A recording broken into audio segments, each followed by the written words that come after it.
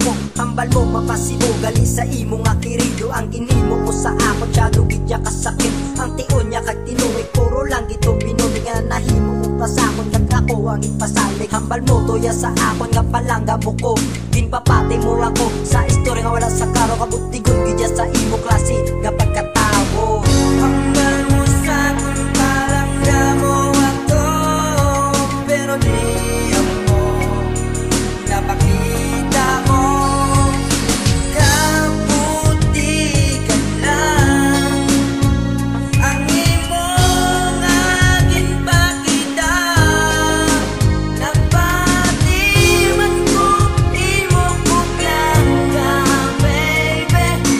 Papagi mo pa ko kaputi kung giksi mo.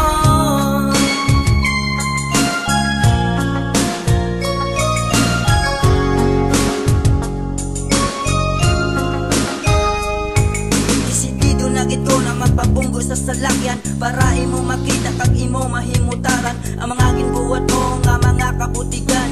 Kung wala lang ko naluoy na may kapahimitan, amo lang nang mabalos ko para maghabok imo tiyan. Kaysang ikaw na sadyahan ginatagotan ng tanan. Bago matapos iningapan tapalangga tagit kaya nga anahimong pa sa akong isulod sa imo bulsa.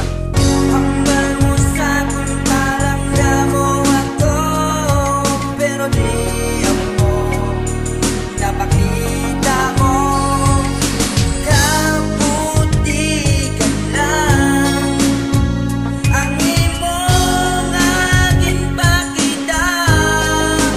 Napatiman ko imo buklang ka, baby. Papagi mo pa ko kaputi kung giksi mo.